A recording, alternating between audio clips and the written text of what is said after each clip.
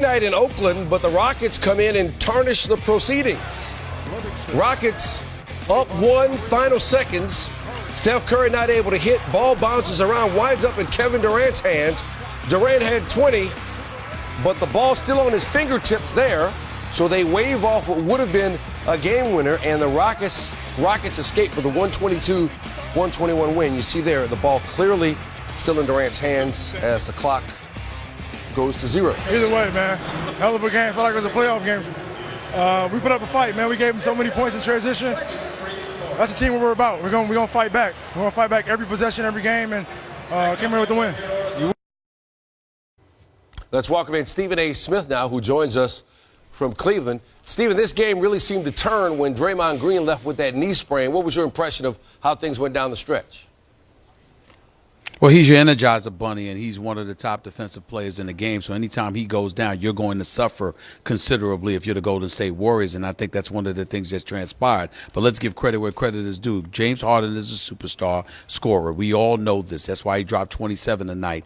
Chris Paul didn't have a spectacular night offensively, but you saw him record 11 assists. And then you look at the bench. You look at a guy like Eric Gordon, who got aggressive. He dropped 24. You look at Tucker, who they acquired in the offseason. He gave you 20. And so when you look at something like that along those lines, and Luke Mbamute, he got 14 points as well. You're not anticipating that those guys are going to give you something offensively outside of Gordon, but that's what Houston does. Mike D'Antoni is brilliant offensively. He finds a way to get everybody involved and to make sure everybody gets their share of shots and have an opportunity to make some noise on the offensive side of the ball. That's what you saw Houston do tonight. And with CP3, they're running the show to some degree, taking the pressure off of James Harden. He was free to do damage when he needed to do damage, and that's why I think you saw in terms of the difference in tonight's game. All right, so confidence boost for Houston, especially with all the pieces that they're trying to fit together there. Let's look big picture now for the Warriors. They get 23 points from Nick Young, including 20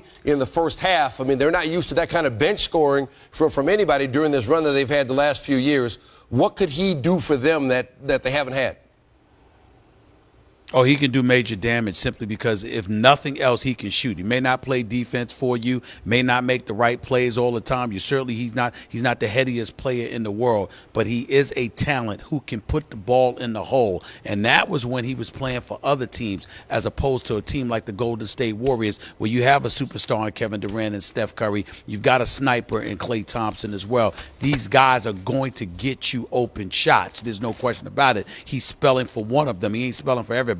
And so when he's on the floor, he's going to get open shots that he never received in his career. Expect what you saw tonight not to be a surprise, not to be an aberration. This is a guy who can shoot the basketball, and that's when it's contested. So imagine what he's capable of doing when the shots are open shots, which Steve Kerr and the Golden State Warriors system is clearly going to get him. He was a big-time pickup in the offseason because his style of play is perfect for what Golden State is trying to do on the offensive side of the ball, and he's fully equipped to take advantage of that, and that's why I think it's going to help them. Tonight's game, it's a loss, but it's the first game of the regular season. It's no biggie at all. It's not going to stop them from winning 65-plus games. I can tell you that. All right, that being said, though, I mean, the Warriors picked by just about everybody to be the favorite not only in the West but also in the overall NBA. What does a win like this do for Houston's confidence, knowing that they can go in there and get a win, even though it's just the first game of the season?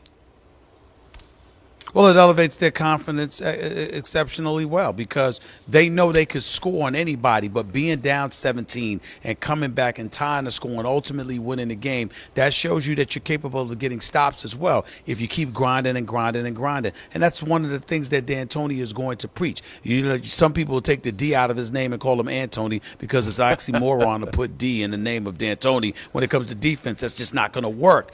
But sometimes a better defense is a great offense that keeps grinding and keeps pushing and keeps coming after you because it tends to demoralize most opponents because they struggle to keep the pace. Golden State is not a team that's going to happen to on most nights. But when you look at Houston, the fact that you could beat Golden State and you could come back from such a deficit does give you confidence against everybody else because everybody else you're playing against are not the Golden State State Warriors. So this is why they went out and got a CP3 and they got a Tucker and they got Luke Mbamute and they got these guys because they believe that there's damage that they can do, and they can clearly do it on the offensive side of the ball. We'll see if they can keep it up. Time will tell.